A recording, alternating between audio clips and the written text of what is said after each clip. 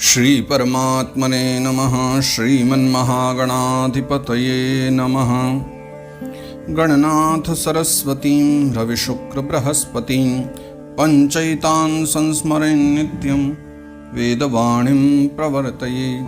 ज्ञानयज्ञं करिष्यामि शुकशास्त्रकथोज्ज्वलं भक्तिज्ञानविरागाणां स्थापनार्थं प्रयत्नतः। जय सिया राम, जय श्री कृष्ण। भगवद आश्रय के द्वारा जो श्रीमद् भागवत जी की चर्चा हमें मिली है, नित्य जिन भागवत कथा के अर्थ भूषण का हम चिंतन कर रहे हैं, जिन अर्थों के द्वारा भक्ति महारानी भी सुशोभित होती है, नित्य ही उसका चिंतन करते हुए बहुत आनंद खूब बरस रहा है। मुझे बड़ा अच्छा लग रहा है कि YouTube आदि पर भी विविध प्रकार के जो भाव आप लोगों के देखने को मिलते हैं, सो देख करके हृदय बड़ा ही प्रसन्न है। और विगत दिनों में हमने जो 3 अध्यायों की चर्चा करी है और भक्ति महारानी के चरित्र का गायन करते हुए ज्ञान वैराग्य की जो चर्चा हुई है, और जहां भक्ति महारानी स्वयं पुष्ट होकर के भगवत कथा का श्रवण करने पधारी, आज उससे आगे की चर्चा श्रीमद् भागवत कथा के महात्म्य के 4थे अध्याय से हम आरंभ करेंगे। और 4थे अध्याय में गोकर्णोपाख्यान की कथा है। गोकर्ण जी के पिताजी श्री आत्मदेव जी, जिन्हें वो अपना पिता ही मानते हैं, उनके विषय में चर्चा है। तो भगवत स्मरण करते हुए आइए आज पुनः श्रीमद् भागवत जी के उस पावन भावों का स्मरण करते हुए उस भागवत गंगा में प्रवेश करें। श्री परमात्मने नमः। अथ चतुर्थोऽध्यायः। सूत उवाच। अथ वैष्णवचित्तेषु दृष्ट्वा भक्तिमलौकिकीं निजलोकं परित्यज्य भगवान् भक्तवत्सलः। तृतीय स्कंद के विश्राम में जहाँ भागवत कथा आरंभ हुई थी, तो वहाँ चर्चा आई थी कि जैसे ही श्रीमद् भागवत कथा आरंभ ही हुई, भक्ति महारानी तरुण हुए अपने दोनों पुत्र ज्ञान वैराग्य को लेकर के वहाँ आ गई। जो पूर्व की अभी कथा न श्रवण कर पाए हों, पहले के भागों में जा करके थोड़ा एक बार उनका भी चिंतन करें, उनको भी श्रवण करें, फिर आगे श्रवण करने में और आनंद आएगा। तो भक्ति महारानी के वहां प्रकट होते ही ज्ञान वैराग्य के तरुण हो जाने से सब लोगों के हृदय में खूब आनंद छा गया। लेकिन सूत भगवान कहते हैं, जहां भक्ति महारानी स्वयं नाचने चली आई हो, ज्ञान वैराग्य जहां तरुण होकर के आ गए हों, वह स्थान कोई सामान्य नहीं हो सकता। और भक्ति महारानी के वहां आ जाने से, ज्ञान वैराग्य के वहां आ जाने से तो भगवान कितने प्रसन्न हुए, वो सूत बाबा पहले श्लोक में कहते हैं 4थे अध्याय के। अथ वैष्णव चित्तेषु दृष्ट्वा भक्तिम अलौकिकीम। वहां बैठे हुए जो कथा के श्रोता हैं, उनके मन में भाव दृढ़ हुआ, भक्ति दृढ़ हुई, इसीलिए तो भक्ति महारानी आई हैं। तो दृष्टवा भक्तिम अलौकिकीम, ऐसी अलौकिक भक्ति, ये लौकिक नहीं है, ये कुछ पाने के लिए जो परमात्मा से मांगा जा रहा है, वो ये वैसी वाली लौकिक भक्ति नहीं है। अलौकिक भक्ति को देख करके वैष्णवों के हृदय में, चित्त में निज लोकम परित्यज्य भगवान भक्तवत्सलः, वो भगवान भक्तवत्सल अपना लोक त्याग करके, वैकुंठ छोड़ करके वहां चले आए। कहां? जहां कथा हो रही है, गंगा के तट पर हरिद्वार में स्वयं वहां करके विराजमान हो गए। इसीलिए कहते हैं कि जहां जहां हरि कथा है, वहां वहां साक्षात भगवान विराजते हैं। और बड़े ही सुंदर भगवान के फिर स्वरूप का वर्णन किया है। वनमाली घनश्यामः पीतवासा मनोहरः कांची कलाप रुचिरो लसन मुकुट कुंडलः। वनमाली अर्थात वनमाला धारण किए हैं भगवान। घनश्यामः, भगवान का नाम है घनश्याम, वो भगवान घनश्याम है। आगे के ये जो 3 श्लोक हैं, इनमें भगवान के नामों की चर्चा है, लेकिन वस्तुतः वो नाम भी सब अपना अपना एक दिव्य अर्थ लिए हुए हैं। तो भगवान का एक नाम है वनमाली, अर्थात वनमाला धारण किए। घनश्याम, घनश्याम का मतलब होता है, जो घन कहते हैं बादलों को, तो जो श्याम वर्ण के बादल हैं, ऐसे जो अपने आप में जलधार लिए हुए हैं, भगवान भी घन श्याम हैं, अर्थात उन्हीं श्यामल बादलों के समान जो अपने भीतर भक्तों का प्रेम लिए हुए छुपे हुए हैं। पीतवासा, पीतांबरधारी हैं। मनोहरः, मन को हरने वाले हैं। कांची कलाप रुचिरो, अर्थात जिनके कमर में वो करधनी बंधी हुई है, करधनी वाले हैं, और लसन मुकुट कुंडलः, और उनके जो मुकुट हैं और मुकुट में जो लटक हैं उसका दर्शन है, और बहुत सुंदर जो कुंडल धारण किए हुए हैं। अगले श्लोक में भी बड़ा सुंदर वर्णन करते हैं। त्रिभंगललितश्चारु कौस्तुभेन विराजितः कोटिमन्मथ लावण्यो हरिचंदन चर्चितः। देखो ये कितना कितना अद्भुत स्वरूप है भगवान का। त्रिभंग ललितश्चारु, जो त्रिभंग भाव से खड़े हुए हैं, त्रिभंग ललित भाव से जो खड़े हैं, कौस्तुभेन विराजिता, और जिनके हृदय प्रदेश में कौस्तुभ मणि वक्षस्थल पर विराजमान है। कोटि मन्मथ लावण्य, भगवान का एक नाम है कोटि मन्मथ लावण्य, जिसका अर्थ होता है करोड़ों कामदेवों से भी ज्यादा सुंदर, अथवा करोड़ों कामदेवों को लजाने वाले। और हरिचंदन चर्चितः, जिनका जो पूरा श्रीअंग है वो हरिचंदन से भरा हुआ है, पूरे उनका श्रीअंग हरिचंदन से चर्चित था, सुशोभित था। परमानंद चिन्मूर्तिर्मधुरो मुरलीधरः आविवेशस्व भक्तानां हृदयान्यमलानि च। तो परमानंद चिन्मूर्ति ही, वो परमानंद जो सदानंद में रहने वाले, चिन्मूर्ति जो सदा चिदानंद स्वरूप है, सच्चिदानंद रूपा है, जो चर्चा है।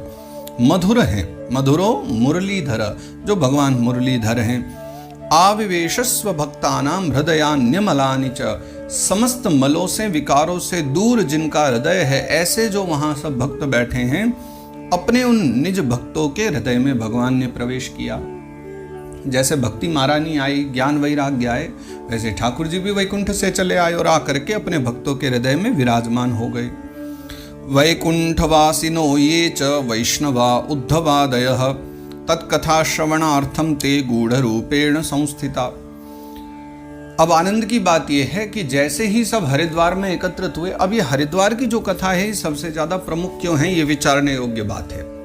सबसे ज्यादा विशेषता इस कथा की इसलिए है कि इस कथा में स्वयं श्रोता रूप में नारद जी हैं, वक्ता रूप में यहाँ सनकादिक मुनि विराजे हुए हैं, इसके पश्चात में स्वयं भक्ति महारानी पधारी है, ज्ञान वैराग्य भी पधारे हैं, और अब वर्णन आया कि भगवान भी पधारे हैं। और उसके आगे अब चर्चा करते हैं सूत भगवान की, इतना ही नहीं, भगवान जब चले आए तो फिर भक्त कैसे रह सकते हैं। वैष्णव जन जो परम वैष्णव हैं, जिन्हें परमहंस कहा गया, वो भी चले आए। वैकुंठवासिनो ये च वैष्णवा उद्धवादयः, वैकुंठवासी जो उद्धव जी हैं, ब्रजमंडल में जिन्होंने भूमंडल पर जन्म लिया है, वो उद्धव जी का एक रूप है, एक भौतिक रूप है। पर वहां वैकुंठ में रहने वाले जो भगवान के सेवक उद्धव जी हैं, जो मूल रूप उद्धव जी हैं, तत्कथा श्रवणार्थम ते गूढ़ रूपेण संस्थिता, वो भी कथा श्रवण के लिए वहां गूढ़ रूप से प्रकट हो गए। गूढ़ रूप से अर्थात जैसे हम लोग जब कथा करते हैं तो सभी हनुमान जी महाराज को पुकारते हैं, आइए हनुमंत विराजिए कथा कहूं मति अनुसार, तो सदा सर्वदा पुकारते भी हैं। और हमारे संत महात्मा जन कहते हैं कि जहां भी कथा होती है हनुमंत लाल जी महाराज जरूर कथा सुनने आते हैं, लेकिन हमारे चर्म चक्षु तो उन्हें देख नहीं पाते, क्योंकि वो कोई ना कोई एक विविध रूप धारण करके वहां विराजमान होकर के कथा का श्रवण करते ही हैं।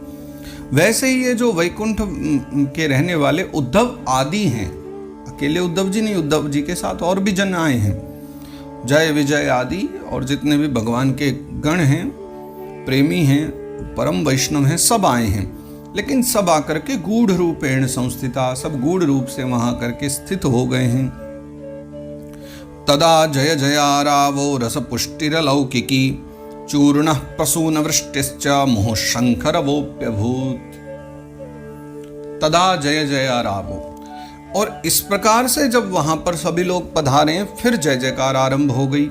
तो नारद बाबा के साथ समस्त जितने भी महात्मा जन बैठे जय जयकार करने लगे। तदा जय जयारावो रस पुष्टिर अलौकिकी, और एक ऐसा अलौकिक आनंद छाया है, एक अलौकिक रस बरसा है। फिर चूर्ण प्रसून वृष्टिश्च, चूर्ण यानी वही अबीर गुलाल बार बार चारों तरफ मुहुः बार बार अबीर गुलाल उड़ाए जाने लगे। प्रसून वृष्टिश्च, प्रसून यानी पुष्पों की, फूलों की वर्षा होने लगी। शंखरवोप्यभूत, और शंख शब्द होने लगे, शंख बजाए जाने लगे। तत्सभा संस्थितानां च देह गेहात्म विस्मृति दृष्ट्वा च तन्मयावस्थां नारदो वाक्यमब्रवीत्। तत्सभा संस्थितानां च, वहां सभा में जितने भी लोग बैठे हैं उन सभी को अगर आप देखो तो तत्सभा संस्थिता नाम च देह गेहात्म विस्मृति, जितने लोग भी सभा में बैठे हैं न किसी को देह की स्थिति रही, न किसी को गेह की रही और न किसी को आत्म की स्मृति रही। तीनों चीजों को लोग भूल गए, शरीर को भी भूल गए, अपने घर परिवार को भी भूल गए, यहां तक कि अपनी आत्मा को भी भूल गए। सबके सब लोग कथा में इतने मग्न हो गए। और दृष्टवा चतन्मया अवस्थाम, नारद बाबा ने जब सबकी ऐसी अवस्था देखी, सबको ऐसे आनंद में देखा, तो नारदो वाक्यम अब्रवीत, तो नारद बाबा कहते हैं मुनियों से, सनकादिक मुनियों से, अलौकिकोऽयं महिमा मुनीश्वराः सप्ताह जन्योद्य विलोकितो मया मूढ़ाः शठा ये पशु पक्षिणोत्र सर्वेपि निष्पापतमा भवन्ति। अलौकिकोऽयं महिमा मुनीश्वरा, हे सनकादिक मुनियों, हे मुनीश्वरों, भागवत जी की जो कथा है ना, वास्तविकता में अलौकिक ही है और इसकी जो महिमा है वो भी अलौकिक है। अलौकिको अयम महिमा, इन भागवत जी की महिमा बहुत अद्भुत है, बहुत अलौकिक है। सप्ताह जन्योद्य विलोकितो मया, और वस्तुतः भागवत कथा के सप्ताह विधि से क्या प्रकट हो सकता है, आज मैंने वो देख लिया। आज मैंने भागवत जी के प्रभाव को देख लिया। मूढ़ा शठाये पशु पक्षिणोत्र, यहां भगवत कथा में बैठे हुए जो मूढ़ हैं यानी मूर्ख लोग हैं, शठा यानी दुष्प्रवृत्ति के लोग हैं, और पशु पक्षी आदि भी जितने भी हैं, सर्वे पे निष्पापतमा भवंती, आज सबके सब इस भगवत कथा के आरंभ होते ही सब निष्पाप हो गए हैं, बिल्कुल पाप सबके हृदय से चला गया है। कितनी अद्भुत बात है। अतो नृलोके ननु नास्ति किंचित चित्तस्य शोधाय कलौ पवित्रम अघौघ विध्वंसकरम तथैव कथा समानम भुवि नास्ति चान्यत। नारद बाबा कहते हैं, हे मुनीश्वरों, मेरे विचार से कि संसार में अतो नृलोके ननु नास्ति किंचित, अब इस संसार में मुझे लगता है कि नृलोक यानी मानव लोक में, मर्त्य लोक में ऐसा और कोई साधन है ही नहीं कि चित्तस्य शोधाय कलौ पवित्रम, जो हमारे कलिकाल में हमारे चित्त को जो शोधन कर दे, शुद्ध कर दे। भागवत से इतर हमें कुछ ऐसा दिखाई नहीं पड़ता, क्योंकि अघौघ विध्वंसकरम तथैव, अघ कहते हैं पाप को और औघ कहते हैं समूह को, पुंज को। तो अघौघ यानी पाप का जो पुंज है, पाप का एक समूह है, विध्वंसकरम, उसको मिटाने में, उसका विध्वंस करने में भागवत के समान कौन हो सकता है। तो कथा समानम भुवि नास्ति चान्यत, मुझे नहीं लगता अब आपसे महिमा जान करके कि कथा के समान कोई और ऐसा सदग्रंथ या ऐसा कोई साधन हो सकता है जो इस प्रकार से कार्य करे, जो पल भर में ही व्यक्ति के हृदय को बदल दे। ये सामर्थ्य भागवत जी में ही है। के विशुद्ध्यन्ति वदन्तु मह्यं सप्ताह यज्ञेन कथामयेन कृपालुभिर्लोकहितं विचार्य प्रकाशितः कोऽपि नवीन मार्गः। के विशुद्ध्यन्ति वदन्तु मह्यम। अब नारद बाबा कहते हैं कि देखिए, मुझे जैसे जैसे भागवत में प्रवेश होता जा रहा है, भागवत जी की महिमा के विषय में ज्ञान होता जा रहा है, बहुत कुछ मैं जान पा रहा हूँ भागवत जी के विषय में, तो मुझे ये और जानना है के विशुद्ध्यन्ति। वैसे तो आपने अब तक बहुत कुछ बता ही दिया है, लेकिन जब मैं देख रहा हूँ कि यहाँ तो पशु पक्षी भी आनंद में हैं, शठ प्रवृत्ति के लोग भी, दुष्ट प्रवृत्ति के लोग, मूढ़ व्यक्ति भी, सब भागवत कथा के द्वारा आनंद ग्रहण कर रहे हैं, तो मेरे मन में एक और भाव जानने का कि के विशुद्ध्यन्ति, और ऐसे कौन कौन से लोग हैं जो भागवत कथा श्रवण करके इस सप्ताह यज्ञ कथा मैंने, कथा रूपी जो सप्ताह यज्ञ है, इसके द्वारा और क्या कौन कौन व्यक्ति शुद्ध हो सकते हैं। कृपालु भिर लोक हितम विचार्य, तो हे कृपालु, कृपा करके आप लोक हित का विचार करके आप मुझे बताइए। प्रकाशितः कोपि नवीन मार्ग, क्योंकि आपने हमारे सामने जो प्रकाश में लाया है ना, बिल्कुल नवीन मार्ग है, बड़ा अद्भुत मार्ग है। आपने संसार के जगत के कल्याण के लिए बड़ा उत्तम एक मार्ग निकाल करके हमें दिया, तो इसका बताइए कि आगे इससे किस किस का लाभ हो सकता है। कुमारा ऊचुहु, फिर सनत कुमार समझाते हैं, ये मानवा पाप कृतस्तु सर्वदा सदा दुराचारता विमार्गगा क्रोधाग्निदग्धा कुटिलाश्च कामिनः सप्ताह यज्ञेन कलौ पुनन्ति ते। सनत कुमार भगवान कहते हैं, ये मानवा पाप कृतस्तु सर्वदा, जिस व्यक्ति ने अपने जीवन में सदा सर्वदा पाप ही पाप किए हों, जो पाप करता रहा हो, सदा दुराचारता, जो दुराचार में लगा रहा हो, विमार्ग का गलत मार्ग में पड़ा रहा हो, कुमार्ग में गया हो, विमार्ग में गया हो, क्रोधाग्नि दग्धा, जो क्रोध की अग्नि में सदा दग्ध होता रहा हो, जलता रहा हो, कुटिलाह, जो बड़ा ही कुटिल हो, और कामिनः, जो बड़ा ही कामी व्यक्ति हो। इस प्रकार के समस्त प्रकार के ऐसे विकारों में पड़ा हुआ अगर कोई व्यक्ति भी है तो सप्ताह यज्ञेन कलौ पुनन्ति ते, सप्ताह यज्ञ के द्वारा उसका भी वो भी शुद्ध हो जाता है, उसका मन भी पवित्र हो जाता है। सत्येन हीना पितृमात्र दूषकास्तृष्णा कुलाश्चाश्रम धर्म वर्जिताः ये दाम्भिका मत्सरणोऽपि हिंसकाः सप्ताह यज्ञेन कलौ पुनन्ति ते।